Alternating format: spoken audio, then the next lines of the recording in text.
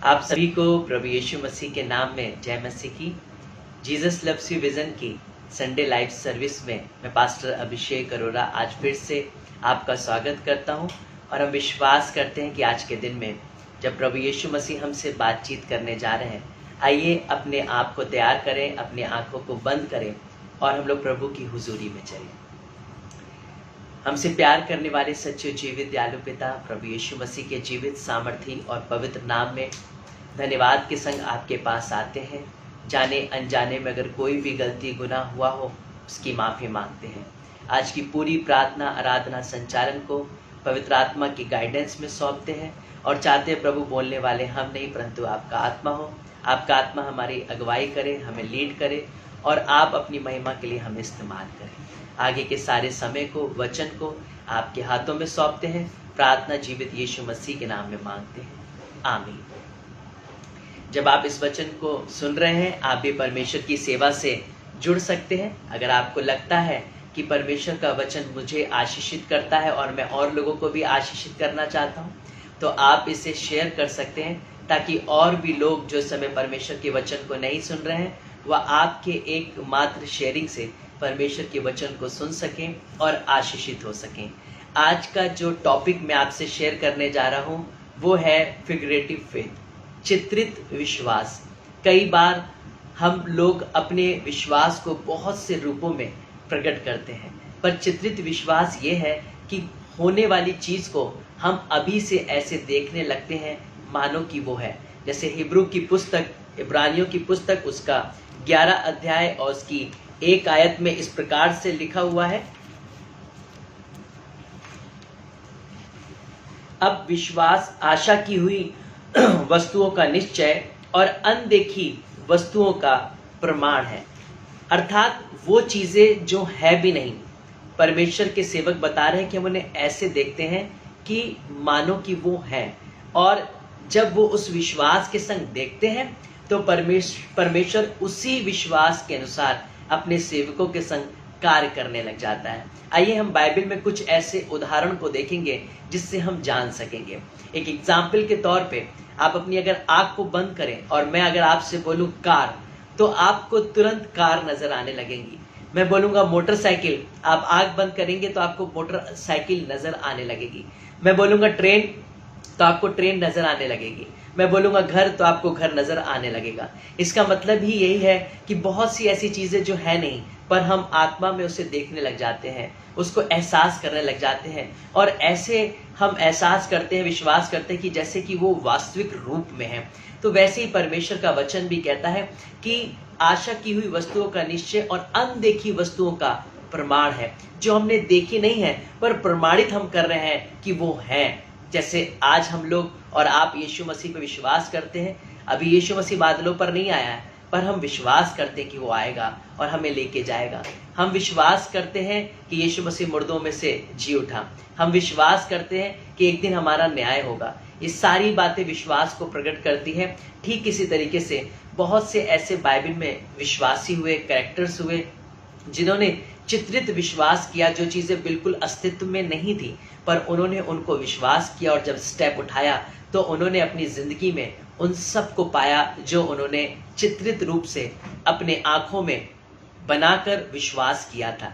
जैसे कि अगर हम लोग पढ़ते हैं उत्पत्ति की पुस्तक 12 अध्याय उसकी 1 आयत से, यहोवा ने अब्राहम से कहा, अपने देश और अपने कुटुंबियों और अपने पिता के घर को छोड़कर उस देश में चला जा जो मैं तुझे दिखाऊंगा। अभी परमेश्वर ने अब्राहम को दिखाया नहीं है, पर अब्राहम से इस बात की चर्चा करी है परमेश्वर ने कि तू अपना नगर, अपने कुटुंबियों को छोड़कर उधर निकल जा, उस देश को निकल जा जो मैं तुझे दिखाऊंगा। अब्राहम ने कोई क्वेश्चन आंसर नहीं किया है कि प्रभु मुझे किधर जाना है, राइट जाना है, लेफ्ट जाना है, आगे जाना है, पीछे जाना है। वो इसलिए नहीं किया क्योंकि उसने मन में विश्वास कर लिया कि प्रभु जो भी जगह मुझे लेके जाएगा मैं उसे आत्मा में देख रहा हूँ, वो बहुत सुंदर है, वो बहुत ही आशीषित है और परमेश्वर मुझे अपने वाचा के देश में लेके जाएगा। और यहाँ पर हम अब्राहम के विश्वास को ही देखते हैं। यहीं से परमेश्वर ने उसके विश्वास को परखना शुरू कर दिया था और यहीं से हम आगे देखते हैं कि वो विश्वासियों का पिता बन गया। क्योंकि उसने परमेश्वर पर कभी डाउट नहीं किया। पर जब परमेश्वर ने बोला तो उसने विश्वास किया कि हाँ, परमेश्वर मेरे लिए वो करने जा रहा है, और उसका एक रूप अपने आंखों में बना लिया। तभी तो वो उस देश को निकल गया जो उसको पता ही नहीं था कि किस देश में उसे जाना है, किस नगर, किस शहर में जाना है। क्योंकि बाइबल कह रही है कि मैं तुझे उस देश में ले जाऊंगा जिसे मैं तुझे दिखाऊंगा। और आगे लिखा है, और जब ऐसा करेगा अब्राहम, तो देखिए ब्लेसिंग, देखिए जब अब्राहम इन बातों को मानेगा, तब परमेश्वर को पता है कि जब अब्राहम मानेगा तो मैं इसे ऐसे ही नहीं छोड़ूंगा, पर इसके इस स्टेप की वजह से मैं इसे इतना आशीषित करूंगा कि ना तो इसके बराबर कोई इतना आशीषित हुआ था, ना हुआ है, ना कभी कोई होगा। तभी आज तक हम अब्राहम का आपको उदाहरण दे रहे हैं। आइए हम लोग परमेश्वर के वचन से पढ़ेंगे। और मैं तुझसे एक बड़ी जाति बनाऊंगा और तुझे आशीष दूंगा और तेरा नाम महान करूंगा, और तुझे आशीष का मूल और तू आशीष का मूल होगा। जो तुझे आशीष दे उसे मैं आशीष दूंगा, जो तुझे कोसे उसे मैं शाप दूंगा, और भूमंडल के सारे कुल तेरे द्वारा आशीष पाएंगे। ध्यान से सुनिएगा क्या लिखा हुआ है, मैं तुझसे एक बड़ी जाति बनाऊंगा। जबकि अब्राहम की कोई भी संतान नहीं हुई है, जबकि अभी अब्राहम जो है वो बिना संतान के है, लेकिन परमेश्वर की वाचा क्या कह रही है कि मैं तुझसे एक बड़ी जाति बनाऊंगा। ये परमेश्वर उससे इसलिए कह रहा है क्योंकि परमेश्वर जानता है कि अब्राहम वो स्टेप लेगा जो मैंने उससे बोला है। इसलिए वाचा भी परमेश्वर ने उससे जोड़ दी, इसलिए परमेश्वर ने वायदे भी उससे जोड़ दिए कि जब वो मेरे बताए हुए रास्ते पर चलेगा तो मैं उसे जातियों का पिता बनाऊंगा। और आज हम देखते हैं कि विश्वास के द्वारा मैं और आप, हम सब अब्राहम की संतान कहलाते हैं। अब्राहम जातियों का पिता कहलाता है।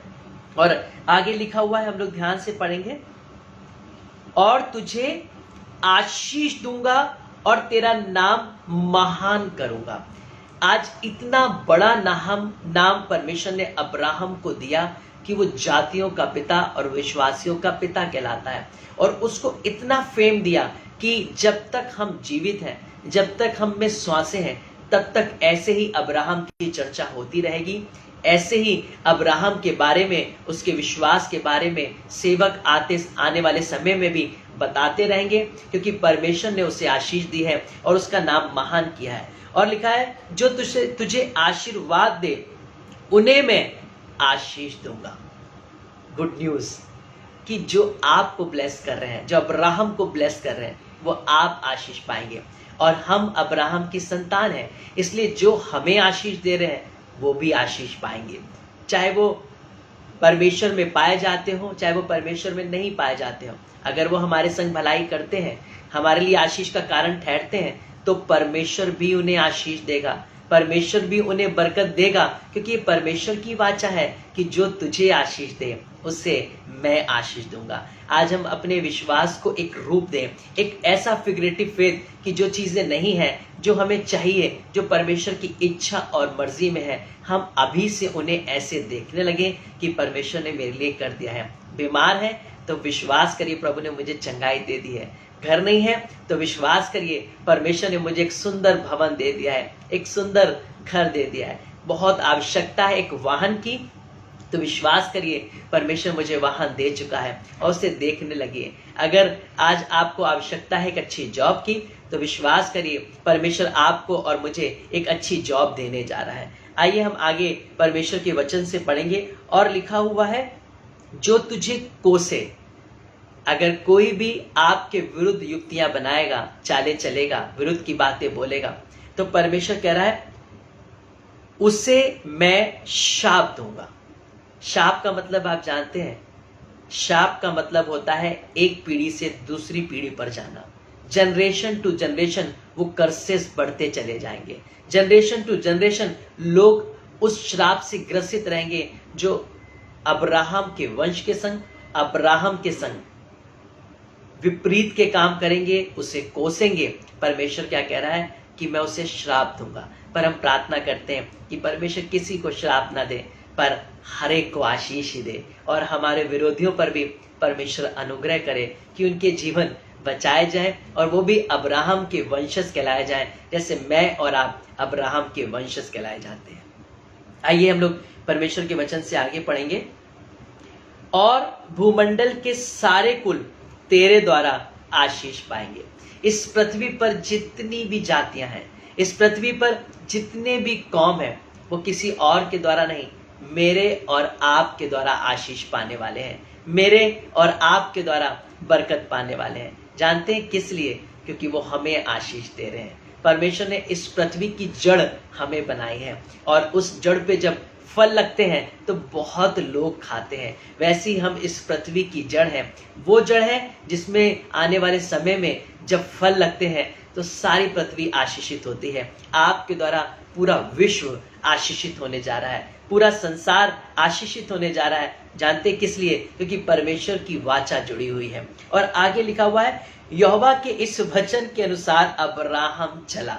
ध्यान से सुनिएगा, ये सारी ही बातें, ये सारी ही बरकतें, ये सारी ही आशीषें परमेश्वर ने ऐसे ही नहीं अब्राहम को दे दी, क्योंकि परमेश्वर जानता है कि मैंने अब्राहम से कहा है और ये इस विश्वास को प्रकट करेगा और ये आगे बढ़ेगा। इसलिए वचन में लिखा हुआ है, यहोवा के इस वचन के अनुसार अब्राहम चला और लूत भी उसके संग चला। और जब अब्राहम हरान देश से निकला उस समय वो 75 वर्ष का था। इस प्रकार अब्राहम अपनी पत्नी सारे और अपने भतीजे लूत को और जो धन उन्होंने इकट्ठे किए थे और जो प्राणी उन्होंने हरान में प्राप्त किए थे, सबको लेकर कनान देश में जाने को निकल चला और वे कनान देश में आ गए। ध्यान से सुनिएगा कि सिर्फ वो अकेले ही नहीं चला, पर जो चित्रित विश्वास उसने किया कि मैं उस कनान देश को जो वो देखने लगा आत्मा में कि मैं जाऊंगा, बाइबल में लिखा हुआ है,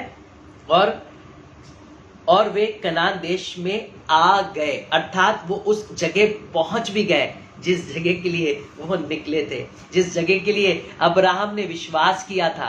वैसे ही आज परमेश्वर मुझसे और आपसे चाहता है कि मैं भी विश्वास करूं और परमेश्वर के रास्ते पर चलने के लिए मैं अपने कदम को बढ़ाऊं। हम वहां पहुंच जाएंगे, उस मंजिल पर चले जाएंगे जहां पर परमेश्वर हमें पहुंचाना चाहता है। आइए हम परमेश्वर के वचन से पढ़ेंगे। पहला शमूएल और उसका 1 अध्याय और उसकी 12 आयत से। इसमें इस प्रकार से लिखा हुआ है, जब वे यहोवा के सामने ऐसी प्रार्थना कर रही थी तब एली उसके मुंह की ओर ताक रहा था। हन्ना की कोई संतान नहीं थी और शीलो में वो आई हुई थी और वो उदास थी। वो अपने पति के संग जब वहां पर आई तो उठकर वो यहोवा की डेवड़ी पर और भवन पर आके उदास होके प्रार्थना करने लगी। जब वह यहोवा के सामने ऐसी प्रार्थना कर रही थी तब एली उसके मुंह की ओर ताक रहा था। हन्ना मन ही मन कह रही थी, उसके होठ तो हिलते थे परंतु उसका शब्द ना सुन पड़ता था। इसलिए एली ने समझा कि वह नशे में है। तब एली ने उससे कहा, तू कब तक नशे में रहेगी? अपना नशा उतार। हन्ना ने कहा, नहीं हे प्रभु, मैं तो दुखिया हूं। मैंने ना तो दाखमधु पिया है और ना मदिरा। मैंने अपने मन की बात खोलकर यहोवा से कही है। अपनी दासी को ओछी स्त्री ना जान। जो कुछ मैंने अब तक कहा है वह बहुत ही शोकित होने और चिढ़ाई जाने के कारण कहा है। यहाँ पे हन्ना अपने दुख को प्रकट कर रही है। यहाँ पे हन्ना अपने विलाप को प्रकट कर रही है। यहाँ पे हन्ना अपने शोक को प्रकट कर रही है। यहाँ पे हन्ना अपनी नामधराई को प्रकट कर रही है। और एली को लग रहा है शायद वो मदिरा के नशे में है, पर हन्ना मदिरा के नशे में नहीं है, पर वो चिढ़ाई जाने के कारण, उस शोक के कारण यहोवा के भवन में बिलक बिलक कर रो रही है और वो अपने परमेश्वर के सामने सब कुछ बयां कर दे रही है। आगे देखिए क्या है। एली ने कहा, कुशल से चली जा। आखिर एली एकदम से ऐसा क्यों कह रहा है? एली उस दुखियारी स्त्री को जो दुख से भरी हुई है, जो शोक से भरी हुई है, आखिर क्यों उससे कह रहा है कि तू कुशल से चली जा, जबकि उसकी तो प्रार्थना का उसे उत्तर नहीं मिला है, जबकि अभी भी वो गर्भवती नहीं हुई है, कोई उसकी संतान नहीं हुई है। फिर भी एली देखिए, एली वो देख रहा है जो होने वाला है और उसने एक फिगरेटिव फेथ किया। उसने अपने उस विश्वास को क्लेम कर कर उस स्त्री पर प्रकट किया। और जानते एली ने क्या कहा? एली ने उससे कहा, कुशल से चली जा, इज़राइल का परमेश्वर तुझे मन चाहा वर दे। ध्यान से देखिए, जिसकी अब तक संतान नहीं हुई है, लेकिन एली ने विश्वास के संग वो देख लिया जो उसके संग होने वाला है, और उसने जानते क्या कहा कि परमेश्वर यहोवा तुझे मन मांगा वर दे। आज मैं और आप शायद वो देख ही नहीं रहे हैं जो हम चाहते हैं। और हुआ क्या कि उसने कहा तेरी दासी तेरी दृष्टि में अनुग्रह पाए। तब वह स्त्री चली गई और खाना खाया, उसने मुंह धोया और उसका मन उदास ना रहा। उसने भी विश्वास कर लिया, उसने भी रिसीव कर लिया कि जो परमेश्वर के सेवक ने कहा है वो होने जा रहा है।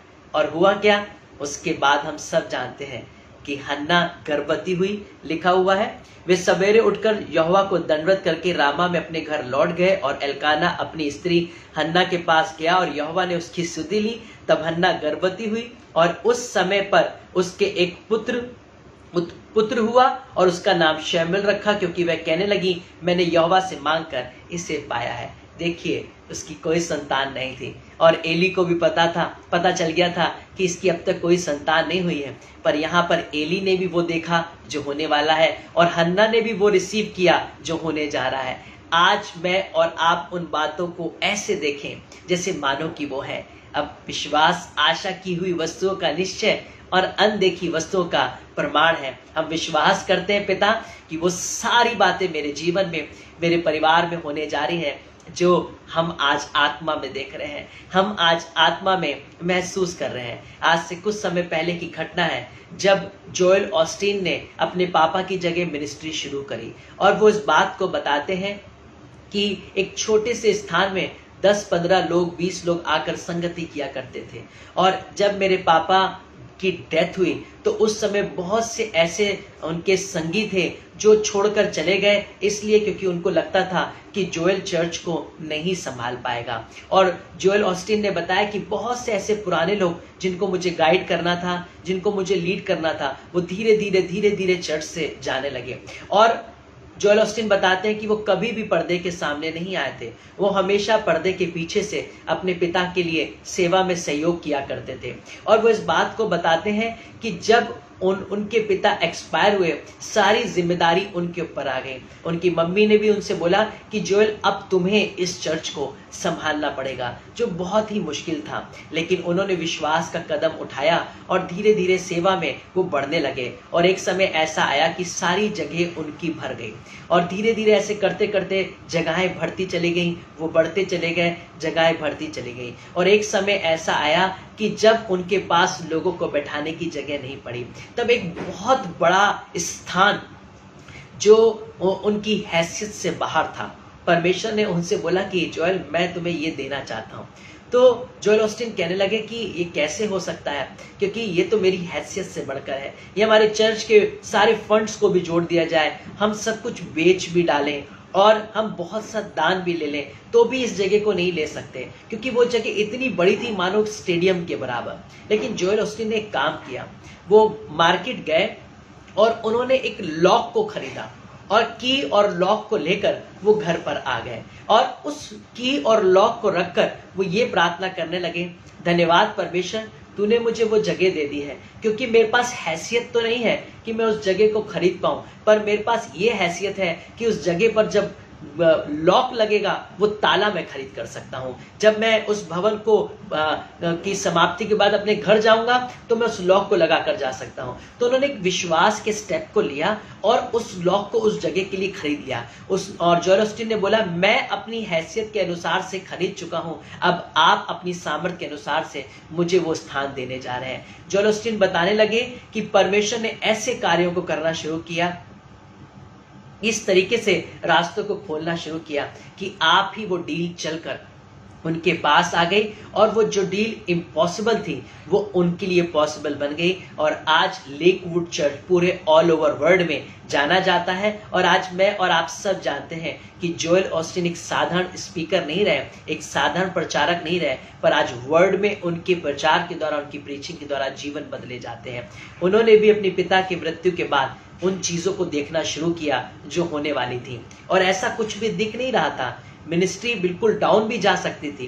पिता के बाद जब बहुत से लोग छोड़ गए तो वो निराश भी हो सकते थे, लेकिन उन्होंने वो देखा जो परमेश्वर उन्हें दिखाना चाहता था। उन्होंने वो किया जो परमेश्वर उनके संग करना चाहता था। और हुआ क्या कि आज Lakewood church all over world में परमेश्वर की सेवा के लिए जाना जाता है। उनकी विभिन्न स्थानों में लाइव सर्विसेज चल रही हैं, और आज हम देखते हैं कि उनकी चर्च की गैदरिंग इतनी ज्यादा है कि आज के समय में वो जगह भी भर चुकी है। इसलिए शिफ्टिंग में उन्हें अलग अलग स्थानों पर जाके सेवकाई को लेना पड़ता है। जानते क्यों? क्योंकि उन्होंने वो विश्वास किया, उन्होंने वो चित्रित रूप से अपने अंदर रिसीव किया जो नहीं था, जो नहीं दिखता था, पर उन्होंने विश्वास करके देखा और परमेश्वर ने उसे संभव किया। आगे हम लोग परमेश्वर के वचन में चलेंगे और हम सेवकों से सीखेंगे कि किस तरीके से ये फिगरेटिव फेथ के द्वारा आगे बढ़ते चले गए। हम लोग पढ़ेंगे पहला राजा 18 अध्याय और उसकी 41 आयत से हम लोग पढ़ेंगे। यहां पर लिखा हुआ है, फिर एलिया ने आहाब से कहा, उठकर खा पी, क्योंकि भारी वर्षा की सनसनाहट सुन पड़ती है। ये एक बिल्कुल अजीब सी घटना है, क्योंकि इस समय देश में अकाल पड़ गया था। बारिश ना होने की वजह से भुखमरी आ गई थी, किसी के पास खाने के लिए कुछ नहीं बचा था। और ऐसे समय में जब आसमान में बादल का एक टुकड़ा भी नहीं है, एक चिन्ह भी नजर नहीं आ रहा है, और इतने समय से कहीं भी बारिश नहीं हुई है, लेकिन हम क्या देख रहे हैं कि एली को वो ना दिखने वाले बादल नजर आ रहे हैं। वो बादल जो नहीं है वो एली को नजर आ रहे हैं, और वो कह रहा है मुझे बारिश की सनसनाहट से सुनाई पड़ती है। आखिर ऐसा कैसे हो सकता है? जो बादल है नहीं, सनसनाहट है नहीं, पर एली को नजर आ रहे हैं बादल। एली को सनसनाहट सुनाई क्यों पड़ रही है? जानते हैं किस लिए? क्योंकि वो नहीं है एक्चुअल में, पर वो इसलिए उसे सुन रहा है क्योंकि वो होने वाली है। उसने विश्वास करके उन सनसनाहट की आवाज को अपने कानों में सुनना शुरू कर दिया। ना दिखने वाले बादलों को उसने आत्मा में देखना शुरू कर दिया, और वो रिसीव करने लगा कि बहुत ही घने बादल आ रहे हैं। वो रिसीव करने लगा कि इतनी गर्जन है बादलों की कि सनसनाहट सुनाई पड़ रही है। और आगे देखिए क्या हुआ। तब आहाब खाने पीने चला गया और एलिया कर्मेल की चोटी पर चढ़ गया और भूमि पर गिरकर अपना मुंह घुटनों के बीच किया। इसका मतलब यह है कि ना तो भी बादल आए हैं, ना ही अभी सनसनाहट हुई है, पर वो परमेश्वर के पास घुटनों पर टेक कर वो जो उसने इमेजिन किया है, वो जो उसने चित्रण बनाया है, वो जो उसने अपने आंखों के रूप में एक इमेजिनेशन क्रिएट किया है, अपने कानों में सनसनाहट की आवाज को जो उसने इमेजिनेशन में सुनना शुरू किया है, वो उसने रिसीव कर लिया है कि वो होने जा रहा है। इसलिए वो यहोवा के सामने घुटने टेक कर, मुंह के बल दंडवत कर कर वो परमेश्वर के सामने झुक गया, क्योंकि वो जानता था कि वो जो नहीं दिख रहा है, वो जो नहीं सुन रहा है, वो मेरा परमेश्वर करने जा रहा है, वो मेरा यहोवा करने जा रहा है। और वो यहोवा के सामने गिड़गिड़ा के उन सारी ही चीजों को मांगने लगा। और देखिए आगे क्या होता है। और उसने अपने सेवक से कहा, चढ़कर समुद्र की ओर दृष्टि करके देख। तब उसने चढ़कर देखा और लौटकर कहा, कुछ नहीं दिखता है। यहां पर एलिया ने बोल दिया है आहाब से कि चला जा, क्योंकि मुझे बादलों की गर्जन की सनसनाहट सुनाई पड़ती है। और यहां पर उसके बाद वो पर्वत पर भी गया, उसने प्रार्थना भी की और सेवक को भी भेजा। और सेवक जानते क्या खबर लेकर आ रहा है कि कुछ नहीं दिख रहा है, कोई बादल का टुकड़ा नहीं है, कोई सनसनाहट नहीं है, क्योंकि उस सेवक को नहीं पता है कि एलिया देख चुका है। सॉरी, मैं कई बार कंफ्यूज हूं, गलत शब्द को बोल रहा हूं। एलिया देख चुका है। एक्चुअल में एलिया आत्मा में उसे महसूस कर चुका है। एलिया आत्मा में जान चुका है कि भले इनको दिखे चाहे ना दिखे, पर बादल है। भले इन्हें सुनाई पड़े चाहे ना सुनाई पड़े, सनसनाहट है। इसलिए जानते एलिया ने फिर क्या कहा।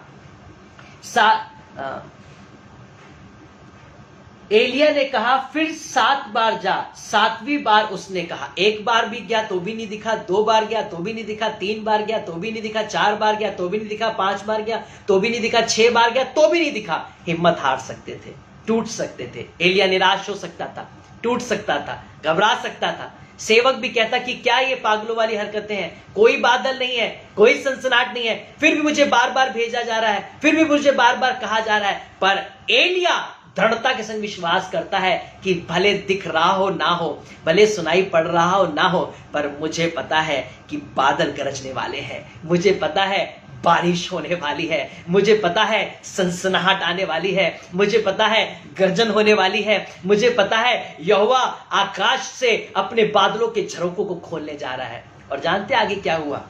जब वो 7वीं बार लौट कर आया, देख समुद्र में से मनुष्य का हाथ सा एक छोटा सा बादल उठ रहा है।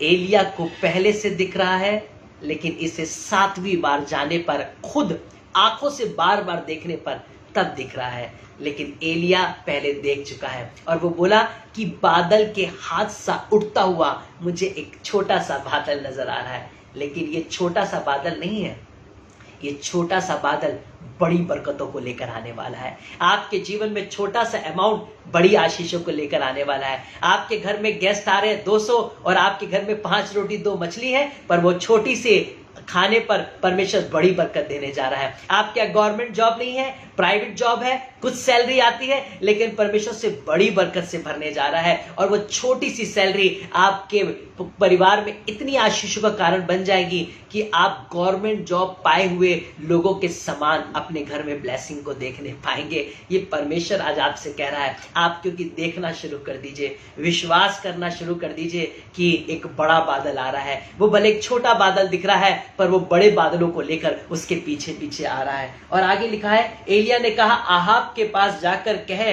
रथ जुतवा कर नीचे जा, कहीं ऐसा ना हो कि तू वर्षा के कारण रुक जाए। भले उसको छोटा बादल दिख रहा है, पर एलिया जानता है कि वो छोटा बादल नहीं है, पर इतनी ज्यादा बारिश होने वाली है, इतना घना बादल आने वाला है कि आहाब अपने जर्नी को भी नहीं कर पाएगा और इतनी बारिश होगी कि कहीं वो रुक ना जाए। आज मैं और आप परमेश्वर से कह सकते हैं, भले कहीं बारिश ना हो रही हो, भले कहीं बूंद ना पड़ रही हो, पर परमेश्वर एक छोटा बादल आपके लिए लेकर आ रहा है। पर परमेश्वर एक छोटी बरसात को सिर्फ आपके घर पर करने जा रहा है। कहीं भी पानी ना गिरे, पर जहां आप खड़े होंगे वहां पर परमेश्वर की स्वर्गीय बरसात होने जा रही है। वो होने जा रहा है जो कहीं भी नहीं हो सकता, लेकिन आपके लिए होगा। मेरे जीवन की एक गवाही है, जब आज से कुछ समय पहले जब मेरा बैप्टिज्म हुआ, उस समय के दौरान मैंने इसे एक्सपीरियंस किया। आसमान बिल्कुल खुला हुआ था और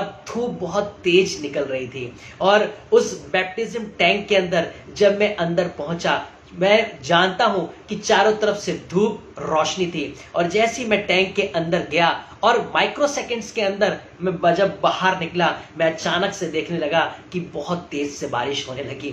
और जब तक मैं टैंक से बाहर निकलता हुआ आया, तब तक वो छोटा सा टुकड़ा उस जगह पर बारिश करता रहा। सारे शॉक हो गए कि ये कैसे हुआ। कोई बादल नहीं था, कोई नामो निशान नहीं था, पर ये कहां से टुकड़ा आया और एक जगह पर बारिश कर कर चला गया। मैं उस दिन जान गया कि परमेश्वर आपके लिए आपके बादल को भेज देगा। अगर बारिश का मौसम नहीं भी है, बारिश नहीं भी होने वाली है, तो वो एक टुकड़ा भेजेगा कि आपके स्थान पर आपको बरकत दे।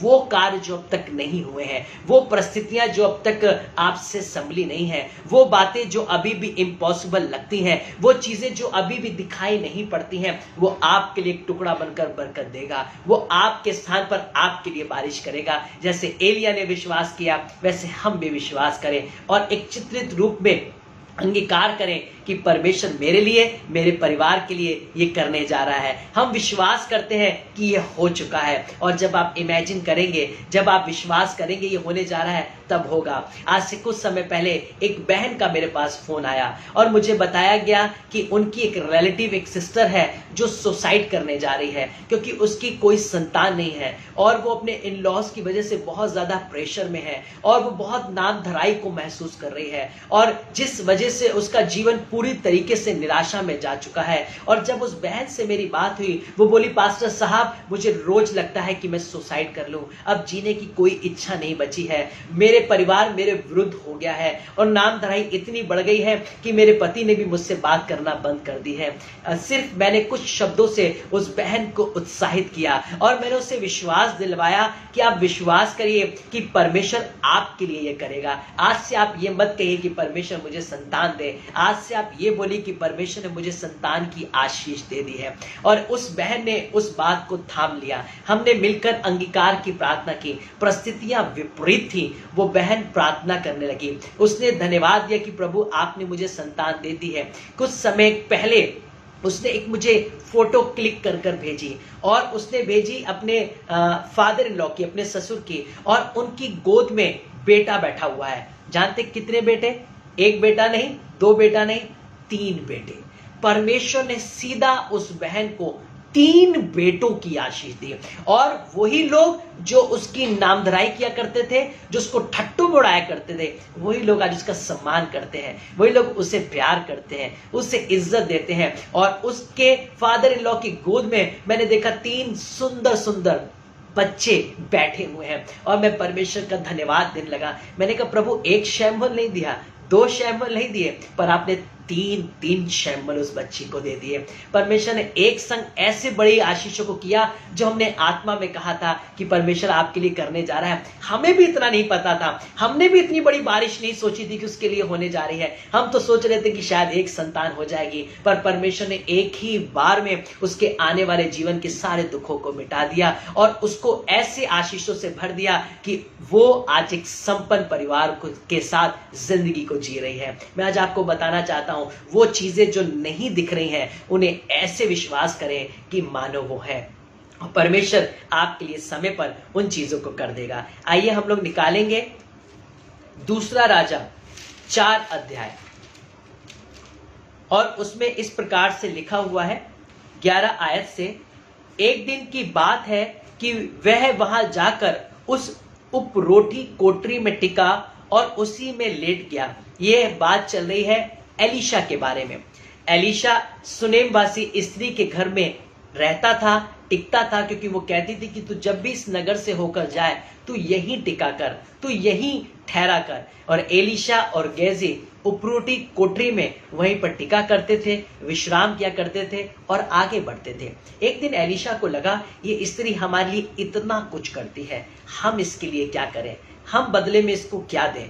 आगे पढ़ेंगे हम लोग, लिखा है और उसने अपने सेवक गेजी से कहा उस सुनेमन को बुला ले।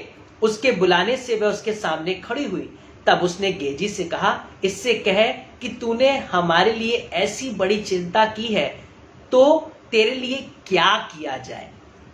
एलीशा आप पूछने लगा उस सुनेमन स्त्री से कि हम तेरे लिए क्या करें, हम तुझे क्या आशीष दें, क्योंकि तू परमेश्वर के सेवकों के संग इतना अच्छा व्यवहार करती है, उनकी सेवा टहल करती है। और आगे लिखा हुआ है क्या तेरी चर्चा राजा या प्रधान या सेनापति से की जाए। अगर तू ऐसा भी चाहती है कि तेरे नाम को बढ़ाया जाए, तुझे फेमस मिले, तेरा कोई काम रुका हो, तो वो भी मैं करवा सकता हूं। क्योंकि एलीशा की बातें राजा भी माना करते थे, सेनापति भी माना करते थे, क्योंकि वो समय का भविष्यवक्ता हुआ करता था। और वो स्त्री से पूछने लगा हम तेरे लिए क्या करें, क्या तेरी चर्चा राजाओं से करें, सेनापति से करें, ऊंचे स्थानों पर करें। तब देखिए उस स्त्री ने क्या कहा, उसने उत्तर दिया मैं तो अपने ही लोगों में रहती हूं। फिर उसने कहा तू इसके लिए क्या किया जाए। उस स्त्री ने कहा कि मुझे किसी चर्चा की आवश्यकता नहीं है, क्योंकि मेरी कोई भी संतान परिवार तो है नहीं, मैं अपने लोगों के बीच में एक अच्छी जिंदगी जी रही हूं और मैं बस निस्वार्थ सेवा कर रही हूं। तब एलीशा ने गेजी से कहा कि इसके लिए क्या किया जाए। तो आगे लिखा हुआ है, हम लोग ध्यान से पढ़ेंगे। फिर उसने कहा तो इसके लिए क्या किया जाए। गेजी ने उत्तर दिया निश्चय उसके कोई लड़का नहीं और उसका पति बूढ़ा है। उसने कहा उसको बुला ले। और जब उसने उसे बुलाया तब वे द्वार में खड़ी हुई। तब उसने कहा वसंत ऋतु में दिन पूरे होने पर तू एक बेटा छाती से लगाएगी। स्त्री ने कहा हे मेरे प्रभु हे परमेश्वर के भक्त, ऐसा नहीं, अपनी दासी को धोखा ना दे।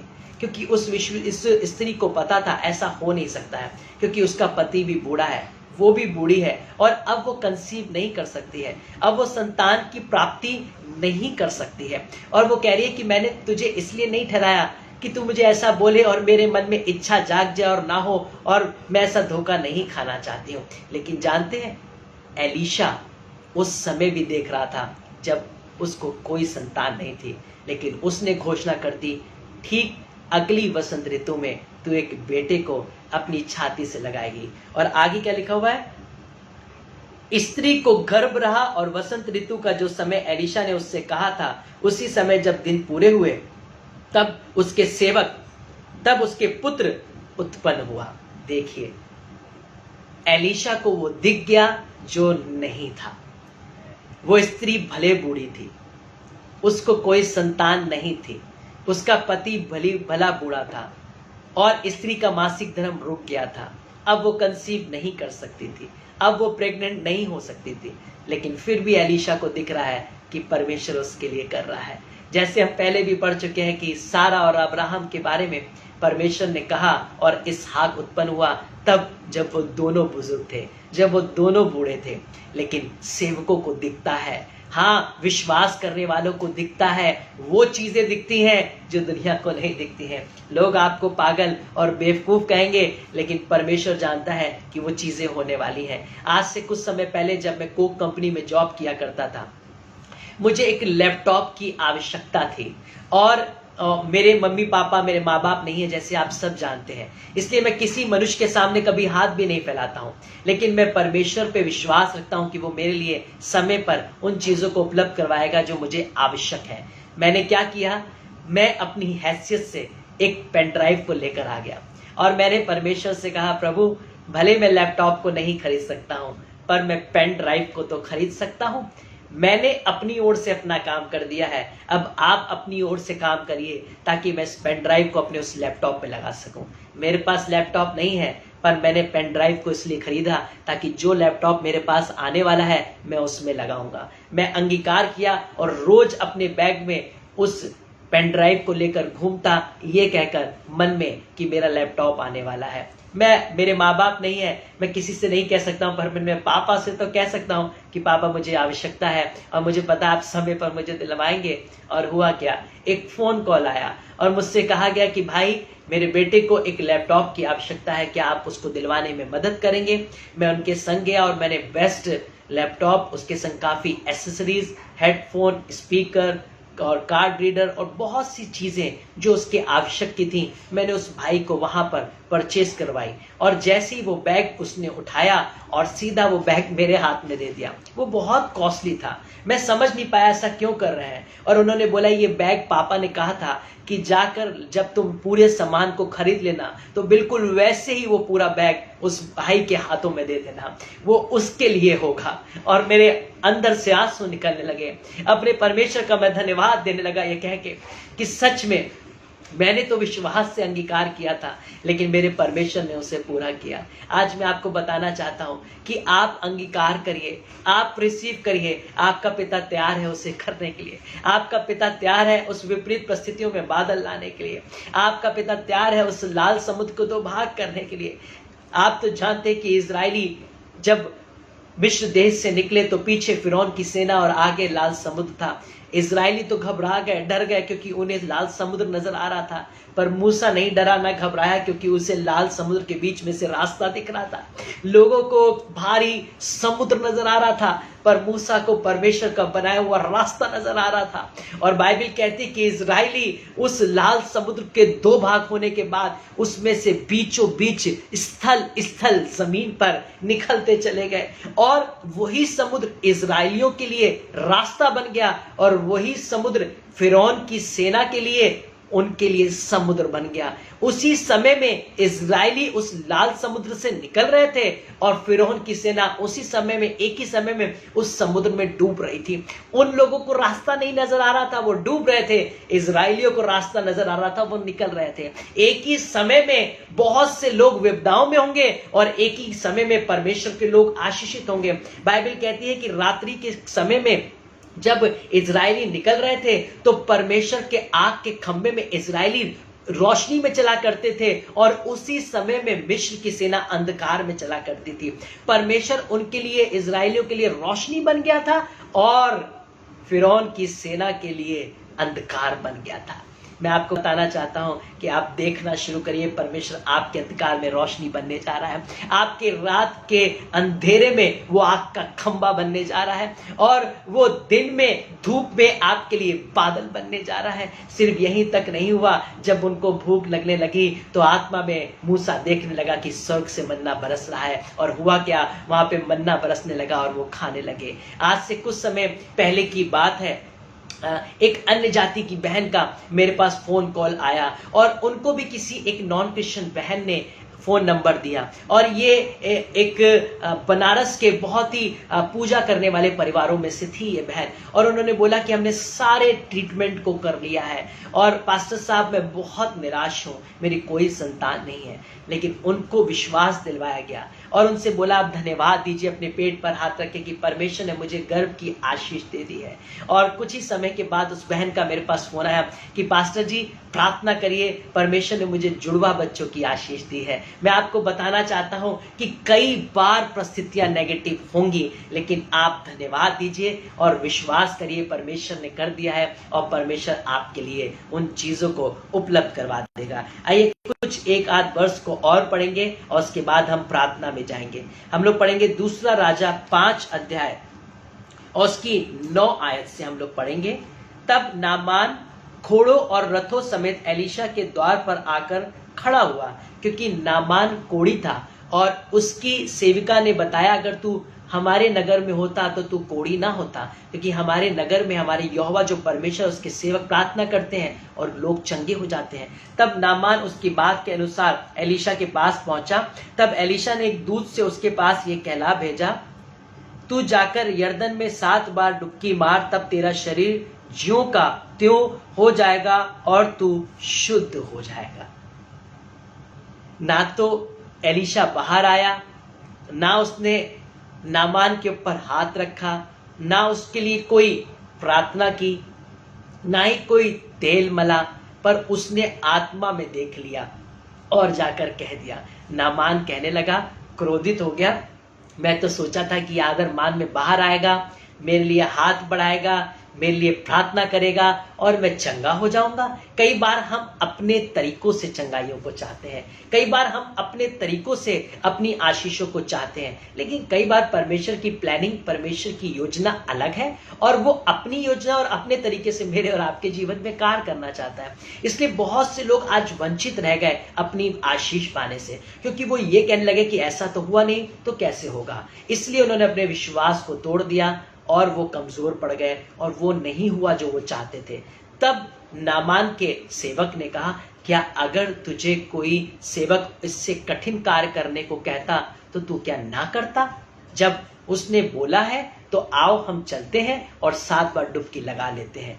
तब नामान अपने सेवक की बात को मानकर चला और बाइबल कहती है, हम लोग पढ़ेंगे 14 आयत को, तब उसने परमेश्वर के भक्त के अनुसार यरदन को जाकर उसमें 7 बार डुबकी मारी। देखिए, 1 बार नहीं हुआ, 2 बार नहीं हुआ, 3 बार नहीं हुआ, 4 बार नहीं हुआ, 5 बार नहीं हुआ, 6 बार नहीं हुआ।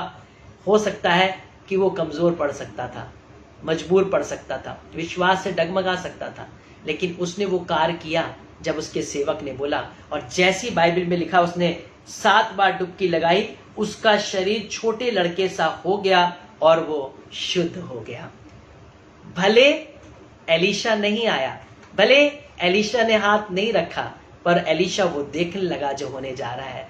एलीशा वो थामने लगा जो नामान के संग होने जा रहा है। और हुआ क्या, नामान एक नए बच्चे के समान हो गया, उसका शरीर शुद्ध हो गया, उज्जवल हो गया। आज कई बार हम इसलिए निराश हैं, इसलिए हताश है, इसलिए शोक में है, क्योंकि हमने कभी भी परमेश्वर पर विश्वास करके उसे रिसीव नहीं किया है। विश्वास तो बहुत से लोग करते हैं, पर विश्वास के संग रिसीव भी करना है, चित्रण भी बनाना है, इमेजिन भी कर लेना है कि प्रभु ने वो कर दिया है। वो चीजें फिर बताऊंगा कि अगर आप कुछ गलत इमेजिन करने लगे कि मुझे रिवॉल्वर मिल जाए, मेरे पड़ोसी की वाइफ जो है वो मेरी पत्नी बन जाए, या वो लड़की मेरी गर्लफ्रेंड बन जाए। इन चीजों के लिए परमेश्वर नहीं आपकी प्रार्थनाओं को सुनने वाला है, अगर हम गलत मनसा से कुछ सोच रहे हैं।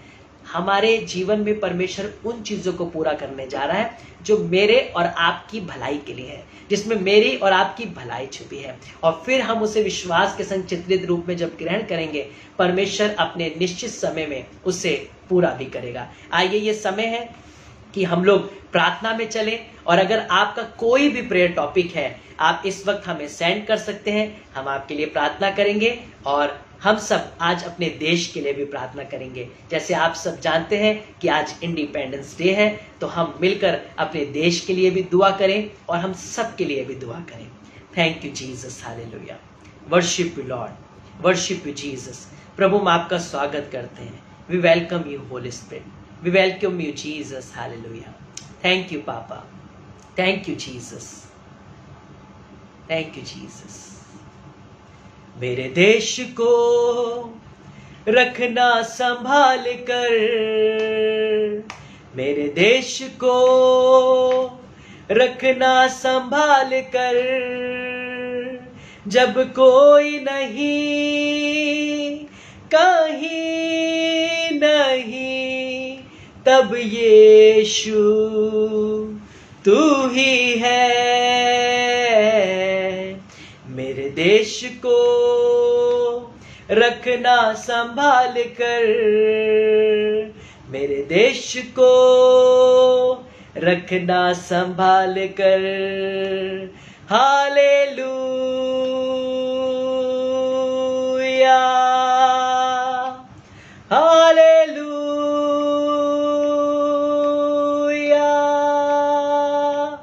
हालेलुया,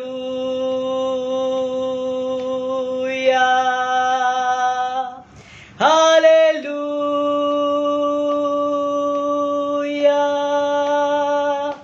देश में रहे न्याय का राज, एक हो जाए हम सब आज।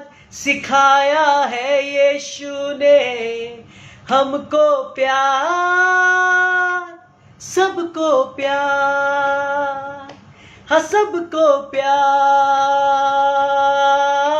सबको डर है जा, जीवन बड़ा है जा, प्यार जिंदगी, प्यार बंदगी।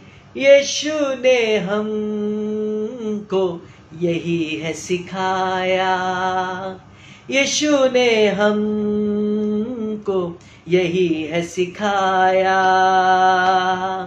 मेरे देश को रखना संभाल कर, मेरे देश को रखना संभाल कर। प्रभु, आज हम प्रार्थना करते हैं अपने देश के लिए। प्रभु, हमारे भारत देश पर, हमारी सरकार पर, हमारे लोकतंत्र पर प्रभु आपका अनुग्रह बना रहे। हर एक प्रकार की घटनाएं, हर एक प्रकार के अंधकार की चालें, हर एक प्रकार का भ्रष्टाचार, व्यभिचार, अधर्म, कुकर्म, जादू टोना, ईर्ष्या, जलन, क्रोध, पिता परमेश्वर, अधार्मिकता, एक दूसरे से बैर रखना, जाति धर्म, ऊंच नीच का भेदभाव इस देश से मिट जाए। इस देश को जैसे आपने आजाद किया, वैसे सारे बंधनों से आजाद करिए। जैसे आज के समय में जगह जगह पर प्रभु रेप हो रहे हैं प्रभु, और पिता एडल्ट्री हो रही है, लोग एक दूसरे के को मारने के लिए तैयार हैं, राज राज, देश देश, जाति जाति चढ़ाई कर रही है। ये खत्म होने पाए और इस देश में अमन, चैन, शांति और सुकून आने पाए। इस देश का न्याय आपके द्वारा हो, इस देश के सिंहासन पर आप बैठे, इस देश के आला अधिकारियों को, इस देश के प्रधानमंत्री, मुख्यमंत्रियों को, सबको आप अपना बुद्धि, विवेक, ज्ञान दीजिए और प्रभु अपनी विजडम से इस देश का संचालन करिए। प्रभु, आज हम प्रार्थना करते हैं भाई संदीप के लिए पिता परमेश्वर, उनका जो भी पैसा फंसा हुआ है वो उनको मिलने पाए, उनके सारे प्रोजेक्ट्स क्लियर होने पाए, भाई की आने वाले समय में एक अच्छे लाइफ पार्टनर के संग विवाह होने पाए, और प्रभु ये भाई दिन प्रतिदिन आप में बढ़ता चला जाए, इसका सारा शोक आनंद में बदल जाए और इस भाई के द्वारा आपकी महिमा होने पाए। प्रभु, हम प्रार्थना करते हैं एक भाई जो शर्मा जी हैं, उनको हार्मोन डिसबैलेंस हो गया है, प्रभु यीशु मसीह के नाम से हम प्रार्थना करते हैं कि यीशु मसीह के नाम से शर्मा जी चंगे होने पाए और इसी वक्त उनके सारे हार्मोन्स नॉर्मल होने पाए, कंप्लीट हील होने पाए, बॉडी के एक एक ऑर्गन प्रॉपर से वर्क करें और प्रभु आपकी महिमा उनके जीवन से होने पाए। हम प्रार्थना करते हैं प्रभु यीशु मसीह के नाम से भाई समीर राज नाग के लिए, जो भी उनके परिवार में असंभव सा उन्हें लग रहा है, उनके जीवन में जो बार बार नेगेटिव बातें आ रही हैं, उनके मन में जो बहुत से विचार जो उनको ठोकर खिलाते हैं, यीशु मसीह के नाम से उस सारी नेगेटिविटी चली जाए, वो सारे असंभव काम संभव होने पाए, इनका परिवार फेथ में आने पाए और भाई और उनका घराना बचाया जाए। प्रार्थना करते हैं प्रभु यीशु मसीह के नाम से विश्वास के संग कि आपने भाई समीर की प्रार्थनाओं का उत्तर दे दिया है। हम चार्ल्स बहन के लिए धन्यवाद देते हैं जिन्होंने हमें ब्लेस किया है। प्रभु आप उनको भी, उनके परिवार को भी ब्लेस करिए, उनके घराने को आशीषित करिए पिता परमेश्वर। यदि कोई बीमार है वो चंगा होने पाए, जिनको गर्भ नहीं है उन्हें संतान की प्राप्ति होने पाए, कैंसर है वो चला जाए, जॉब नहीं है परमेश्वर की ओर से एक आशीषित जॉब मिलने पाए, बिजनेस लॉस में है रिकवर होने पाए, कर्जे में है कर्जा उतरने पाए, लोन ईएमआईज उतरनी है उनके लिए परमेश्वर का अभिषेक आने पाए, डिवाइन रिसोर्सेज अवेलेबल होने पाए। जिनके घर बन रहे हैं परमेश्वर उनके घरों को तैयार करे और अपने हाथों से उनके घर को खड़ा करे। प्रभु यीशु मसीह जिनके बच्चों की स्टडी डिस्टर्ब है इन दिनों में, प्रभु यीशु के नाम से उनको ब्लेस करते हैं प्रभु कि उनके मन पढ़ाई में लग सके।